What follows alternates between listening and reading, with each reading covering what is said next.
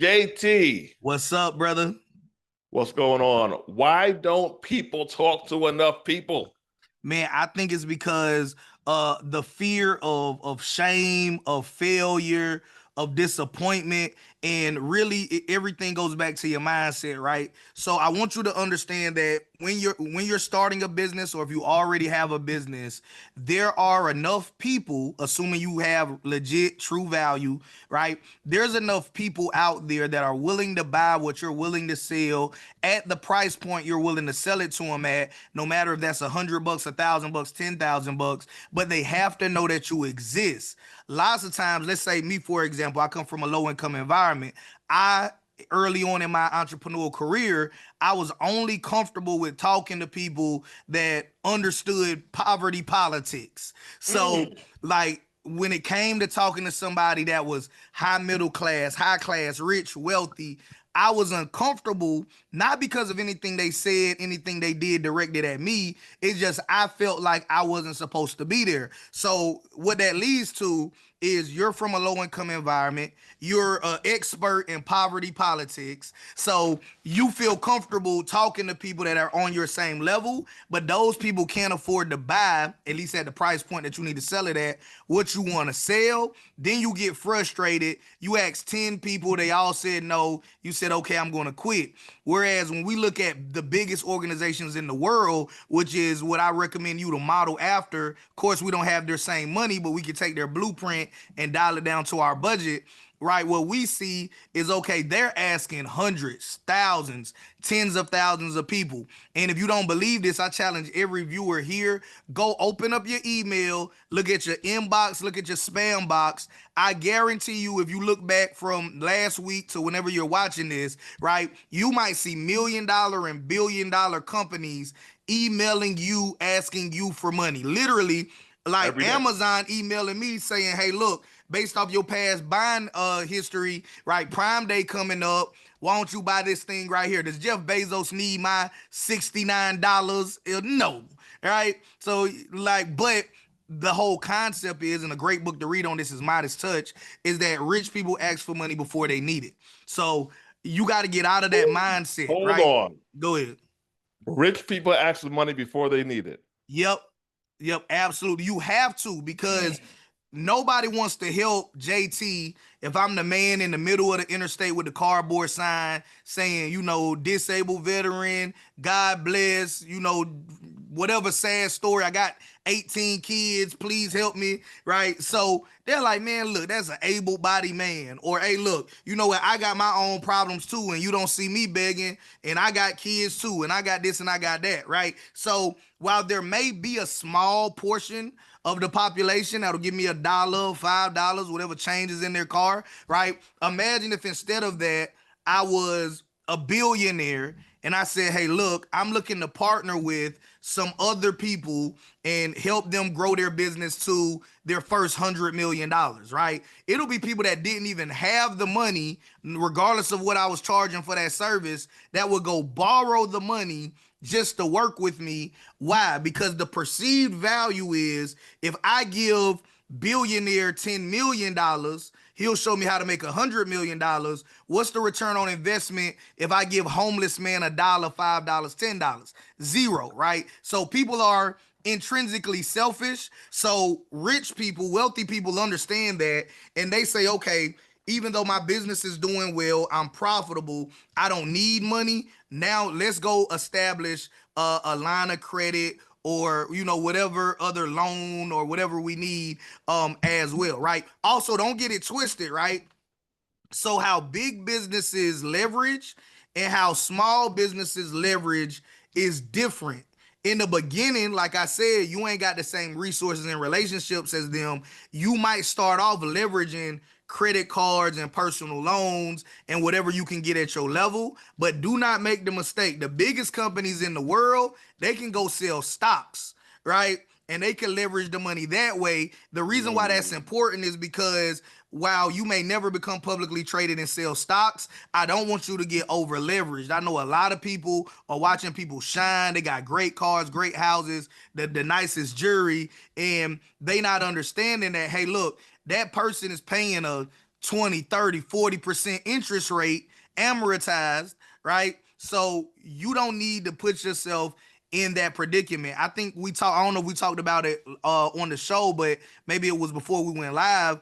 Man, I decided to pay off all of my debts. I owed American Express 40 grand. I wired them 40 grand. I owed Discover a few thousand. I sent them that too, right? And you have to learn, each and every person watching this, what level you're comfortable with debt. I still have the cards, right? I just lock them up, but I'm not going to be somebody that runs their business on high leverage. But what I like to do to ask for money before I need it is I'm going to have a sales conversation every day. That might be an Instagram post. That might be an email. That might be a YouTube video. That might be a text message blast, right? I might talk to some other high-level entrepreneurs like Andre or whoever else, right? So, man, you can have a sales conversation every single day via social media or via with your internal network, and that's how we can figure out ways to ask for money before we need it. Cool. I'm gonna play this. Have you watched the whole B. Simone thing? Have you heard about that? I don't know anything about it. I heard little snippets of it here and there, but go ahead though. Yep. Okay, cool. All right. Let's see. Is it playing? Yep. I can't hear it though. Okay. All right. Let me see.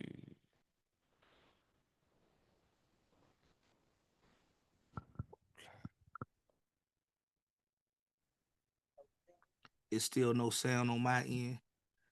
I think when you share it, you gotta make sure you check the box that say share the sound. Yeah. Okay. Live and direct, good people. Live and direct. Yeah. So backstory is B. Okay. Simone, share sound.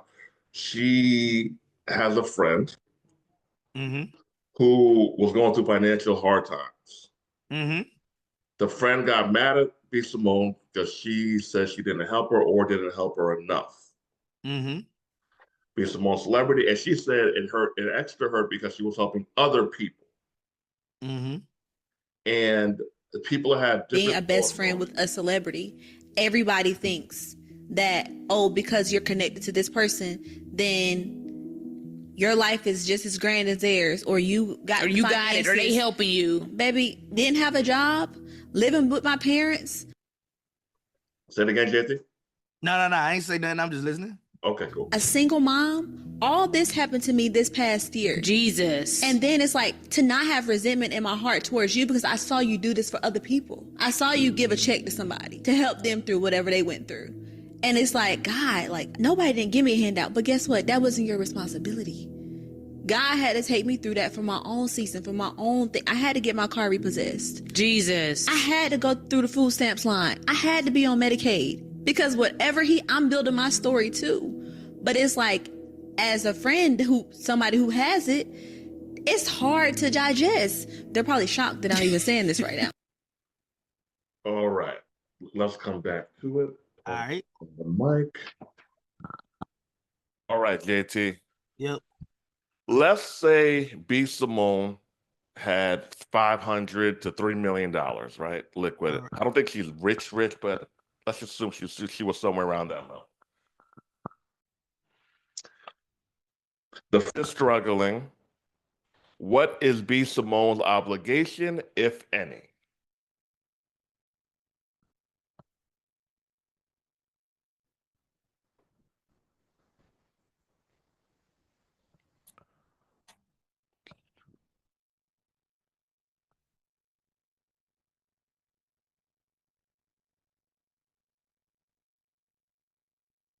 JT, there? Okay.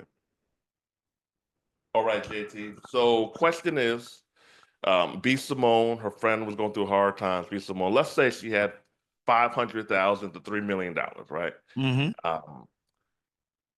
What is B. Simone's obligation to her friend who's struggling, if any? Yep. So I would definitely say that there's no obligation unless this friend is a business partner. Now, not saying that you can't help your friend if you would like to, but if we're talking about in terms of like the obligation, like you gotta do this, you gotta do that.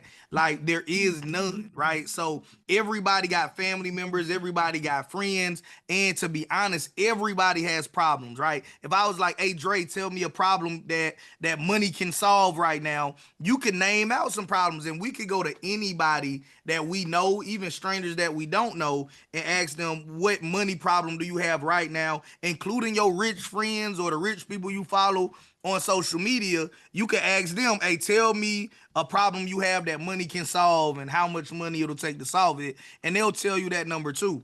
So I think that where it gets twisted for successful people, whether you're an athlete, influencer, or just successful in your own right, is that people will discount the hustle because they're in proximity to you. So you got to be careful of that. It'll be people that it looks easy to them because they say, man, all Dre do is cut on the camera and talk to himself. And then now he got checks coming in. So, man, I've been with Dre since, elementary school. My car about to get repossessed. Let me ask Dre for, $1,200, $1,500, $3,000 or whatever to pay off my car so it don't get repossessed, because Dre know I got a wife and kids and I need to be able to get to work and blah, blah, blah, blah, blah. Man, if Dre or if anybody does that out of the kindness of their heart, that's cool. But I got friends of mine that make over $1 million a month. I don't be like, hey, man, you could send me 50,000 and you wouldn't even notice it. And we boys, and then you still will be rich. And then I'll be, 50,000 up a month too. Like, but for what though? What asset? The problem is, because somebody will be in their feelings about this.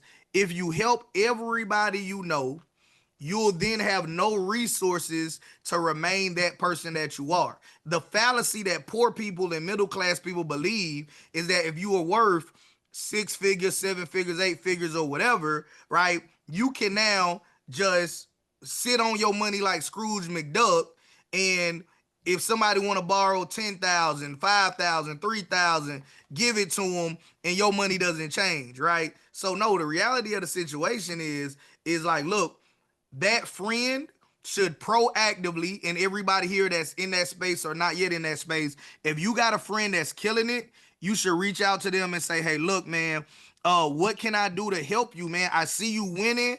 I don't want to take nothing away from what you got going on. I want you to win more. And if they say, hey, man, I think we good, appreciate it. Hey, look, well, I did some research, and are you collecting name, email addresses, and phone numbers for people? No. Hey, can I make you a landing page and just give it to you? So now you got a way that, all these networks you making, all these people that's coming across you, you got a way to build your own list. So let's say down the line, you want to do an event, sell a product, service, right? You got some people that you can follow up with instead of trying to go through your phone or remember how you reach those people. Small stuff like that. And if you don't know how to do it, go to Fiverr, spend a couple of bucks, have them make them a Wix site, a Shopify site, a WordPress site, whatever site, and say, hey, look, man, boom, this for you, right? Like, man, start leading with value, right? And then that person will remember that. Now you got more leverage if at all, if that time ever comes where you need their help. But yeah, just thinking just because we friends, just because we family, I'm supposed to help you out of every situation. Here's the thing, and I don't know B. Simone at all, but who's to say B. Simone wasn't having her own financial situations at the time? So you looking at somebody saying, hey, you got all these followers, you got all these dollars, or I believe you have all of these dollars, but you don't know what her overhead is, right? What if her personal life costs $20,000 a month to pay her personal bills? What if to maintain her business costs another $50,000 a month, right? She got $70K a month going out the door. You coming to her like, all I need is $3,000. Look, I need $70,000 just to stay the same. Right, my life don't even improve unless I do 70 this month. So you asking for 3 out of my 70 will make something lack in my business or in my personal life, right? But people don't understand that at that time. Here's my 2 cents on the whole thing. One, the first thing is you can't outgive a spender. I'm gonna say it again for anybody who missed that. You can't outgive a spender. So if someone is a spender, they don't have a budget, they will spend everything they got and what you have. Yep. then there's no one to help you, right? So here's and number 2 is, does her friend have bad spending habits? If you're going to Costa Rica, Bahamas, Fiji every 60 days and then you're broke, that's bad spending habits. Did the illness happen? Did life happen? This is a one-time thing, it's an ongoing thing. Number 3, 500 to 3 million can go fast. It can go fast. And one person asking you for money, they don't see the 20 other people who asked you for money. And most people don't pay people back when they're friends. Most people don't, or family. So my suggestion, if somebody knows that they're the only one in their family or their region that is making money, et cetera, but you do want to help people out, set them up rather than bail them out. Here's what I mean by setup, JT. You max out their Roth IRA for 2 years, all right? Or maybe one max out IRA, one stock. And it could be some dividend stocks. So let's say you put 20 in the dividend stock, 7 in the Roth IRA. I say, okay, cool. You haven't signed a contract. Hey, that's a one-time thing. It's a one-shot thing. So you are my cousin, you're my friend. This should carry you. Number 2, you give them a down payment on an income-producing property. Let's say 30 grand. Cool. Here goes a contract. This is you. This is all you. This is a one-shot thing. So you're setting them up with a long-term, short midterm retirement account, stock investment portfolio thing, some real estate. And now they have money coming in continuously from the money you gave them, rather than you just give them 20, 10, 20, 30, they blow it and it's done. I'm gonna come from the other side after you finish. Go ahead though. That way you did help them, and it allows them to have something ongoing that can help them. JT. Yep. So I would say on the other side, that person is still the same person that got themselves in the situation to begin with. So if that person already had a mindset of, because here's a common misconception people have. Well, mama needed this. My kids needed that. I had this unforeseen issue with the car. I had to get the car back up and running, or I couldn't make it to work. Listen, if your mom is in great health today, which I hope she is if you're watching this, right, you know that if your mama ever needed help, if you would want to help her or not. You know, if your kids ever needed something, you would want to help them or not. If the car broke down, you would want to get it fixed. So being an adult, nothing to do with business or being an investor, just being a good adult is being proactive, not reactive.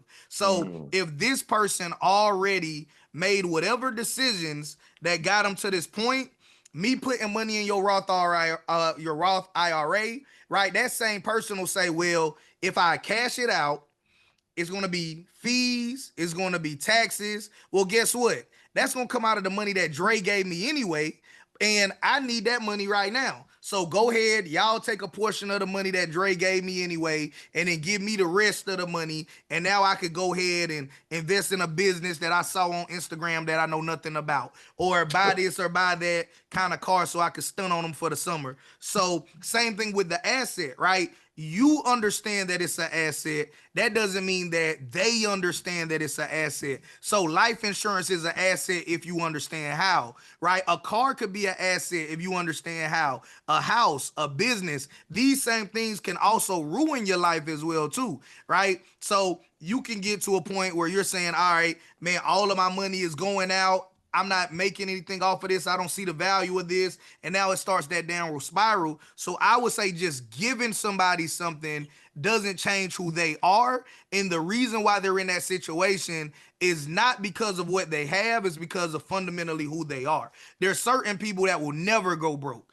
right? Or broke by most people's standards. I'm talking about $0, right? The reason why they'll never go to $0 is because they know proactively, all right, have good credit. I'm gonna have these credit cards and I might spend a couple bucks on them, pay it off every month just to maintain it. So I'm gonna always have access to other people's money. I'm gonna have money in this dividend portfolio. I'm gonna have money in real estate. I'm gonna have a little cash flowing business or side hustle or a job, right? So it's people with that mentality that I got friends personally that say, hey, look, I'll never be with less than $100,000 liquid.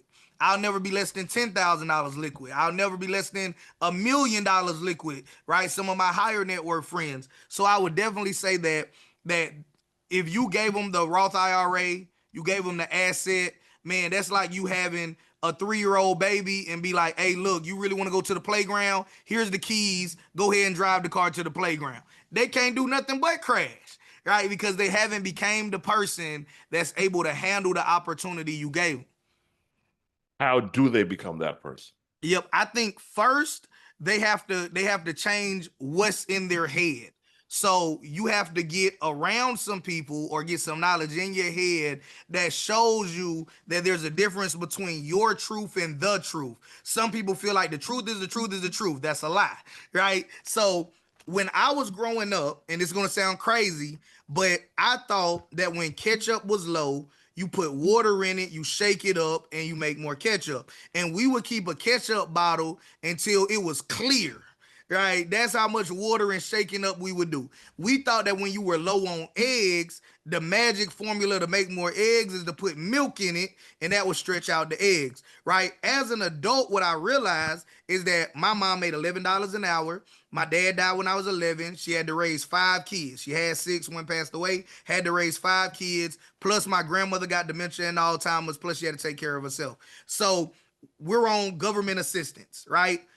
So we only could go get more grocery on the 3rd of the month when the food stamps come.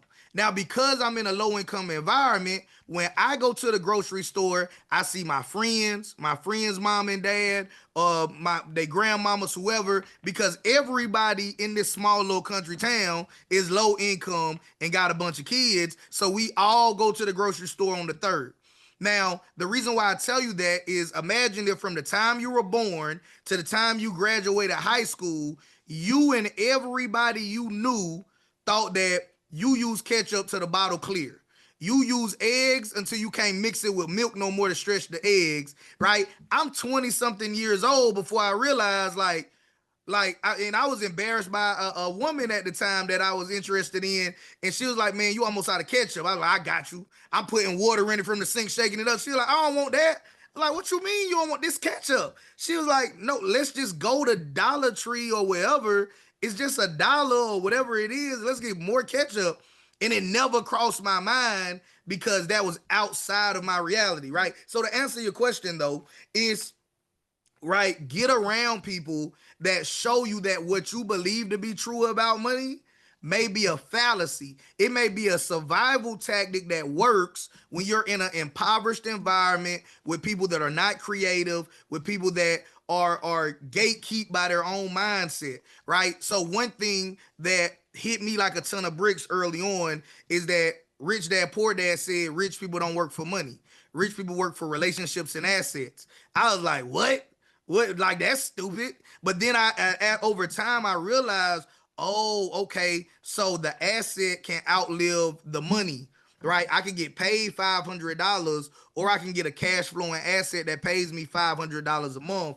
Okay, the asset's more valuable because even without the job, I still got the 500. The relationships, right? Okay, instead of me trying to milk my family members, my friends, this potential business person for the most money possible, a relationship with them might lead on to 10, 20, 50x than whatever it is that I would charge, right? So, man, like another concept as well, and then we can go deeper if you want to as well, Dre, is that and this was even harder than the first one. So first I learned rich people don't work for money, they work for assets and relationships, right? Second thing is you never pay your bills with earned income. What in the world does that mean? I thought all income was earned income. But then you go to an accountant and they tell you, well, there's royalty income, there's dividend income, there's ordinary earned income, there's all of this other stuff. And I was like, I thought if you earned it, it was earned. And they was like, yeah, but nah, right? So what I do now, and I learned this from other well-to-do people, is that, hey, look, let's buy let's say something we wanted to buy, like I want to buy a Lamborghini. I'm putting it out there, right? Lamborghini Urus specifically, right? I own over $1 million of real estate, free and clear, debt free. I could go sell a couple of property. I could sell one property, matter of fact, and go buy a Lamborghini within 30 days, or however long it takes to sell the property. So next month, this time, I can have a Lamborghini. To me, because I was broke and homeless one time, I don't want to trade real estate for a car. So what I'm going to do is I'm going to create assets that will cash flow. I'm going to save up that cash flow, and then I'm going to go trade that cash flow for a Lamborghini Urus. I'm going to buy it in my business name. I'm going to make sure it's over 6,000 pounds. It's going to be a tax write-off. That makes sense for me because there's some people, because I got a Honda and a Toyota now, that believe you not successful because you got a Honda and a Toyota. So I can say the same thing I'm telling Dre, right, in my Honda, but if we do this show and I'm in a Lamborghini, somebody's going to say, you know what, that makes a lot of sense now. No, it don't, right? You just believe based off of what's called signaling that, okay, now this person is successful, right? So learning that concept of, okay, yes, I do want to go on this vacation. I do want to buy this car. I do want to pay my monthly bills, but I'm going to pay my monthly bills and everything that I want off of my assets. So if I work hard at McDonald's dropping the fries and they give me a check on Friday, I'm going to spend as little money as possible to sustain my life, but I'm going to invest in knowledge and then in assets so that way that asset can start paying my bills first and then buying the things I want in life secondly. The mental shift that some people never make. Yep, for sure. It's interesting. Yep. And let's talk about what it looks like in real life real quick. Yeah. So you change your ideas, right? Ideas change your activities. If you consistently do new activities, we stop calling them activities, we call them habits. The only difference between you with whatever bank account balance you have now and you with another comma in your bank account is the habits that you have. So there's something that you're doing now that keeps you at $10,000 in your bank account, that if you change that consistently, that 10 can go to 100, that 100,000 can go to 1,000,000, right? It's not magic. It's not anything like that. It's just the habits. There's somebody somewhere while you're watching this video, while we're having this conversation, they are obsessing over learning paid advertising. They're obsessing over learning artificial intelligence. They're obsessive over learning real estate, the stock market, how to trade, how to invest. And then fast forward 5, 10, 15 years from now, that person looks like they have a dream life, all the pretty cars, pretty houses, pretty women that they would want. But what you didn't see is that while you were scrolling on YouTube, they were in courses, reading books, trading accounts, going to seminars, doing all of this stuff, being a relatively unknown person. And then they pop out and say, hey, look, man, look, that Ferrari is impressive to you. I made more money than what that Ferrari cost this morning out of the market. It can change up so quickly. For sure. When people go all in. Yep. Why don't more people go all in? Why are they dabbling?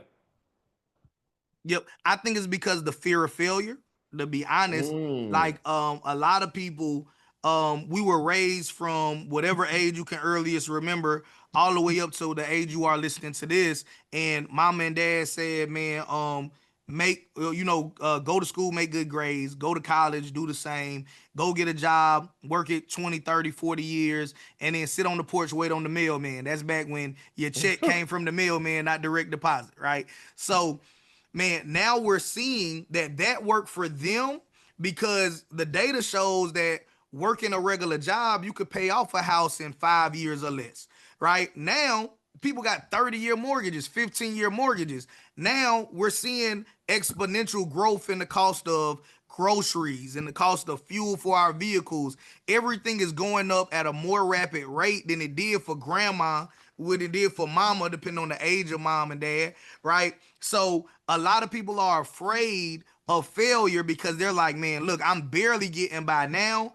I don't want to start over. And that's really a false belief, right? So if everything you know now is giving you a life that you still feel has some sort of lack or deficiency in one area or another, specifically financially, as we talk about here, why not go back and say, okay, man, what can I change? What can I relearn? What can I improve on, right? Because what a lot of people want to do is, let's say that you have 10 bad habits and you believe these habits to be good because that's all you knew your entire life.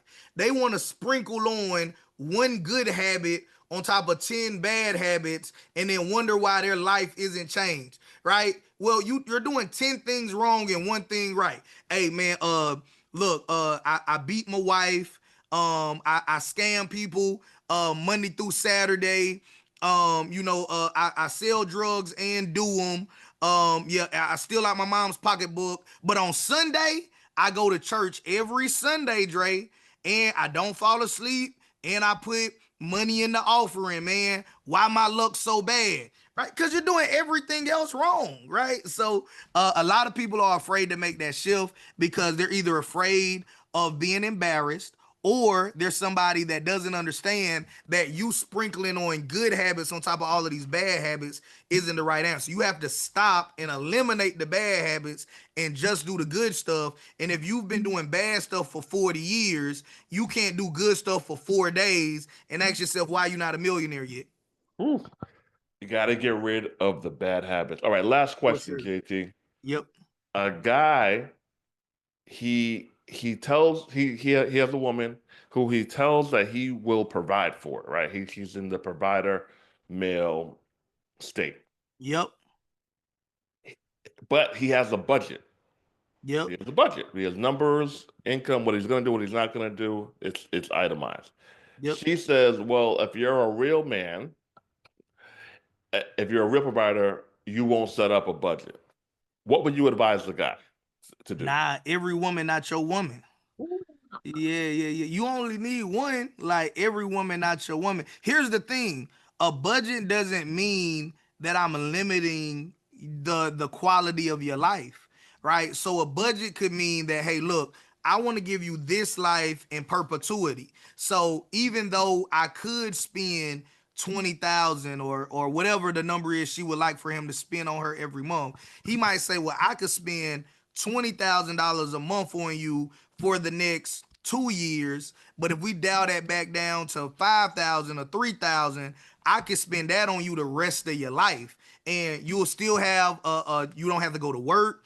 The bills will be paid. You could go on your girls' trip. We'll go on a nice family vacation a couple of times a year. We'll have a nice house, nice this, nice that, right? So I think lots of times people look at a budget like it's a bad thing, but really a budget is just a tool that allows you to keep track of what's coming in, what's going out, and the best businesses in the world make data-driven decisions. So a budget is just a tool that allows you to make data-driven decisions. So I can say, hey, look, we've been married 10 years or 5 years. I don't know how long you're supposed to upgrade the ring, but we've been married a few years. I want to upgrade your ring. Because you were cool with the budget that we had, you didn't know that allowed me to save up the money. Now I can upgrade your ring. Now I can upgrade your car, right? You was driving the minivan when we first got together, right? But now I'm in space because I took that money that you would have went and spent, going on trips and living it up and ordering stuff off of Temu and Amazon.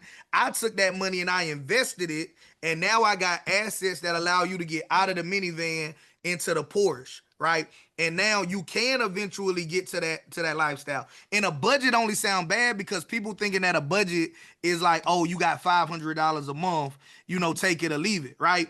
If the budget is $100,000 a month, you would never come anywhere near the budget, right? Unless you're just a crazy person. I mean, if you don't have a business, you just live in your personal life, that's just not responsible, right? So, I mean, a budget doesn't have to be a limitation, right? A budget is just a smart tool that we use to see what's going in, what's going out, and now we can make decisions that are better for both of us long term. So to that guy, I would definitely say not every woman is your woman, right? Find somebody that's okay with you saying, look, I want to be a provider. I want to take care of you, the kids, and whatever else we take on in a way that it's not burdensome for me, but it's also not forcing y'all to live high on the horse for a period of time, then come crashing down because you're going to leave me anyway, right? So if I'm like, hey, look, man, I can't do this no more. I need you to go to Dollar General and start being the cashier so you can help out around here.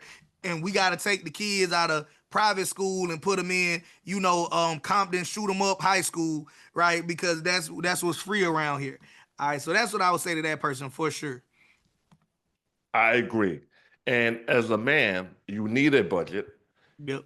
because of what you just said. She'll leave you anyway. So if you look at you like you're cheap because you have a budget, it's cool.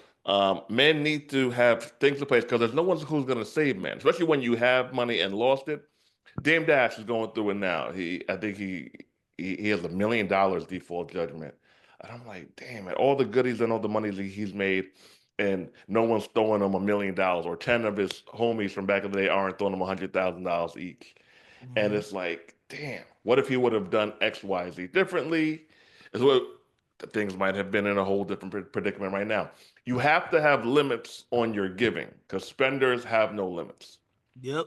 So if you think, well, I'm doing what I said I would do, I'm making sure she's happy, you have to have a number so it can be perpetuated for the long term because it won't work anyway. So men always have to be able, we have to be able to and be comfortable with at a certain point being the bad guy and being mad, and with your partner, spouse, your woman being mad at you. Yep. So if Chanel or the vacation isn't in the budget, it's in December's budget, not September's, but you wanted it in September, it's December. And you're going to stand on it, and it's fine. And respectfully, some women are delusional. Not all, but some women are delusional anyway. Yeah, good amount. I mean, yeah, because I'm like, man, you've been a man your entire life, and she has a perception of what a man should be. Now, it's even worse if she never had like a father in the house her entire childhood. But even if she did, right? So without knowing all of the intricate behind the scenes situations of what that man did or didn't do, right? She's judging what all men should be or what you should be based off of what her dad was, her uncle was, or what she imagined them to be based off of what she saw or what she would want it to see in them, right? So we have a different plight. We have a different journey than them. So yeah, if you're trying to live your life based off of a female's imagination of what you should be without taking into consideration like, hey, look, man, this guy's busting his butt every day, right? Being a provider and expects me to do what now, right? And in the same token, if the roles were switched, it would be called crazy. So if a woman was like, hey, I'm going to take care of financially everything that's going on here, I'm going to be the provider, I'm going to be the security for the home, right? Anything that needs to be done, I'm going to take care of what needs to be done now and whatever needs to be done in the future. What I want you to do is keep the space clean, keep food in the house, take care of the kids, make sure they don't kill each other, and just keep an overall peaceful vibe, right? That's a bum as a man, right? That guy that's like, I cleaned the house, I made sure food was on the stove by the time she got off, the kids is good, the homework finished, they already washed, showered up in the bed, right? Most men would say, hey, look, do the bum. Right, you got that woman going out there and she working a double or 12 hours or whatever it is she got to do, and she paying all of the bills, and man, you sitting at the house watching TV, playing video games, talking on the phone, scrolling social media while she doing this and doing that, right? So as much as people like to say it ain't no gender roles, it's gender roles, right? People will just say it when it benefits them. Like, hey, it's in my benefit in this situation to pull the card that, hey, gender roles are bad. But man, in reality, we already know, like, this has been established before any of us were born, that, man, look, I have a different life than you, and that's just the standard of all men, right? Now, do some men do it? They could do it, but what's the average man gonna say? Like, hey, bro, wrong. Oh, eventually she gonna get tired of that, and then she gonna cheat on you and get with a real man.